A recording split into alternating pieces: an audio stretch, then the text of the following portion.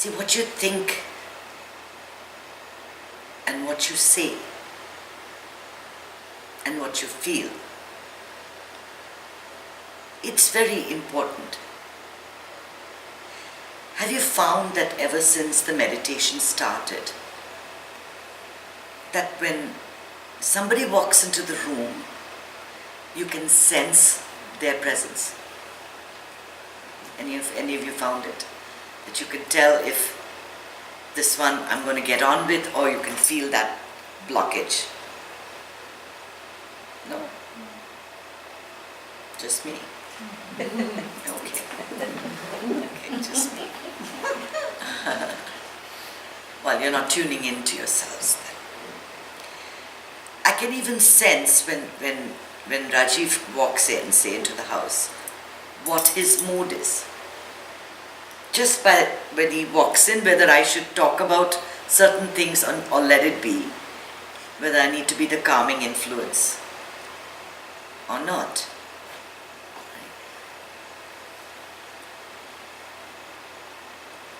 See, you've got to be messengers of happiness. How are you messengers of happiness if you cannot keep your energy positive?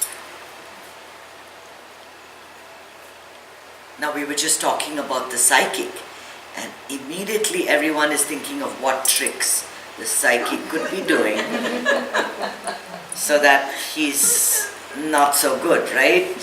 He couldn't be doing that. There must be some trick. There'll be a big camera somewhere, or he's Googled you, and it's easy to find out about you. For everything that positive that happens, everyone that's trying to climb up one step, there are 40 people trying to pull them down, right? Now look at all the videos, right? And I have a lot of fun looking at the comments. For every 5 comments that are complimentary, there are 40 others that are just so mean. So mean on everybody's website, whether it's Deepak Chopra or Sarvapriyananda or Muji or John Edwards, you take anybody. Everyone is trying to make you feel bad, to make you less than who you are. Most of the world are so unconscious that what makes them feel a little bit better is when they know you are feeling bad and that you are down. We have a lot of people around that. Immediately, I know all of you are thinking about that one person in your life, like, makes me feel bad. And it's in every situation.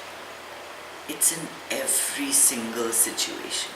We are always looking for the little loopholes. It can't be good. You can be 100% convinced if someone hates you. That person hates me, she writes emails about me, she says things about me. But if someone says, I love you, that you're like, really? You can't believe it. You can't believe the good things about yourself. And you're very ready to accept the bad. So how do you feel a sense of upliftment each day? That every day, in everything that you do, you've got to feel a sense that you're contributing outwards, that you're giving something to other people. Acts that come from the ego, acts that are purely self-seeking, that are only for yourself, can never uplift you. They uplift you for the moment. But as soon as that need or that goal is satisfied, you're on to the next one. And the next one. And the next one. In the Vedanta, they always say that all your acts, whatever you do in life, has to be done in a spirit of sacrifice. Like pouring ghee into a fire. You pour the ghee, the clarified butter, into the fire, and the flames only go higher. So if you want to feel good about yourself, you have to move outside of yourself. Your actions should not be self-seeking, but done for the world, done for the people around. It can be a small community, depends on how big your sense of belonging. Me and my children, me, my children and my aunts and uncles, my friends, my city, my community, my state, my country, my world, my planet. Everything matters. How you perform your acts and with what motivation you're doing it gives you that sense of goodness or that sense of unease. We've been taught from a very young age not to trust anybody. The boogeyman. Right? The boogeyman's going to get you. For the longest time, I thought the monster was under my bed. I would not put my feet on the floor at night because I thought he would pull my legs out from underneath. My mother, by her nature, was very untrusting. You had to prove yourself to be trusted. And then when I got married, I married a person who's got the opposite nature. He trusts the dog on the street, the garbage collector, and everybody else. Right? It's a completely different, and I always had a hard time trying to find that balance of trusting and not trusting. But when you hold back in your love and in your care for others, then that's all you get from them. It's when you give of yourself freely that the channel gets opened, and it is then that you receive. It is then that you receive. There are many people that are takers. Right? They take favors from you, they take recipes from you, and they never give. You ask for a recipe, it will never be given. You ask for their secret to unwrinkle skin, you will never get it.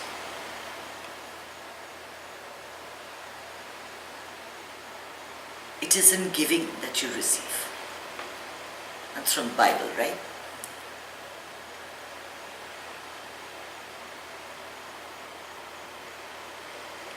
When you think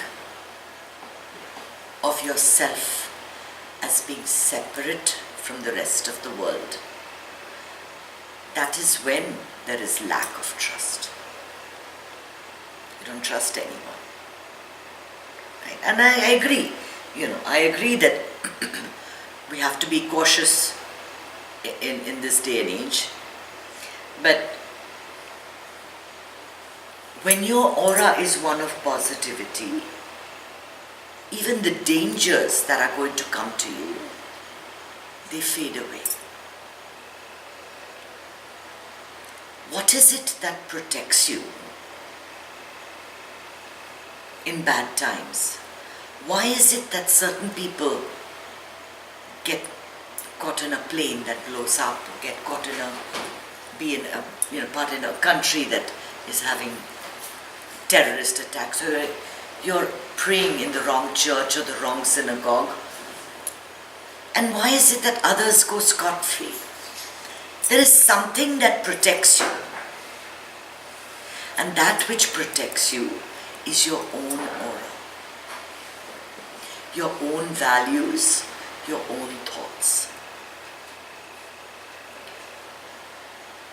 If you constantly believe and you put out thoughts that are unified with the world, there is a layer of protection that you get that nothing else can give you. It is your meditation, the power of your sankalpa, the power of your thoughts that protects you in this world. Of course, and your spirit guide.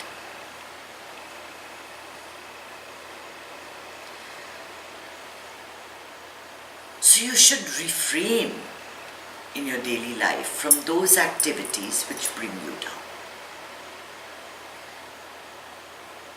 If your job is doing nothing for you, if you're miserable morning to night,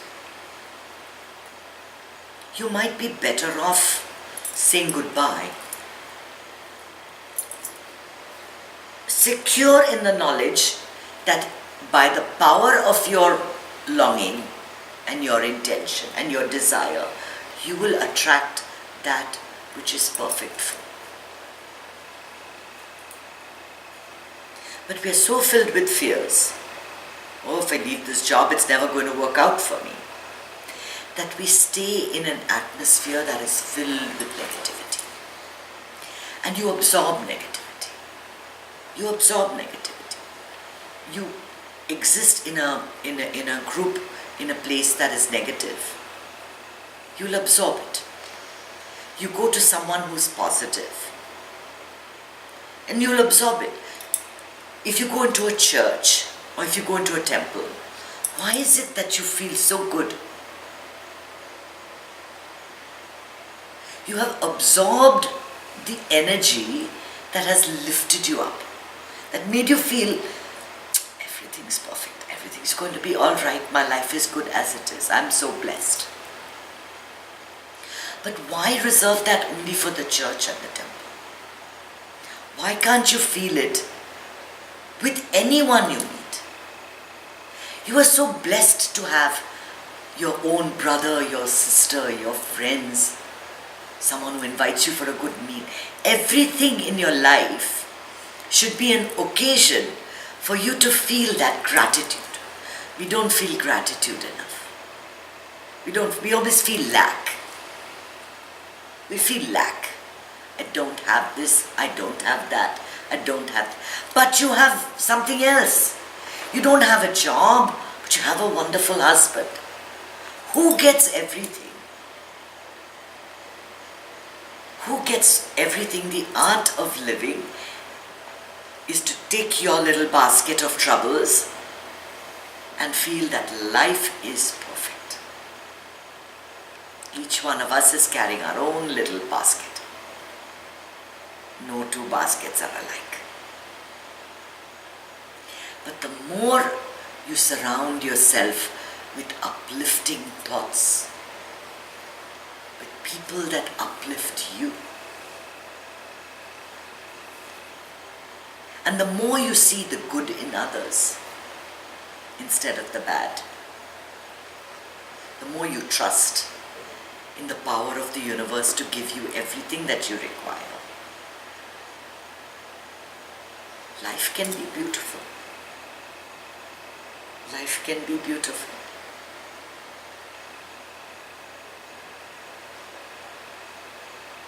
And you'll feel it, when you're in the company of someone for the next 15 minutes, half an hour, 1 hour. You get that sense of being a little bit up, a little bit expanded, a little bit better. And then you get back to your thoughts, and then it all brings it down, right? Crashes down like a balloon. And this is why you need to meditate every day, every single day. You need to do the breathing every day, every single day. You breathe once a week and meditate once a week, then you'll feel good once a week. It's as simple as that. Whatever you put in, you take out. It's the same body. You're trying to change your energy. You're trying to get your prana to ascend. Enthusiasm, creativity, joy, generosity, love, gratitude, awareness and bliss. And the reverse, bliss, anger, grief, hate, fear, jealousy and envy. sexual energy and inertia. So what is your breathing and meditation doing? It's raising the energy in your body to higher levels. So that when you get up from your meditation, you really feel such a feeling of oneness with the world. You go out and you look outside your window and you don't see the dark clouds, you don't see the hot sun, you see the beautiful greenery and the birds and butterflies. You wake up rushed to work, you won't see that. You won't feel that oneness with your world. You have to do whatever it takes to find that happiness. Happiness is your birthright.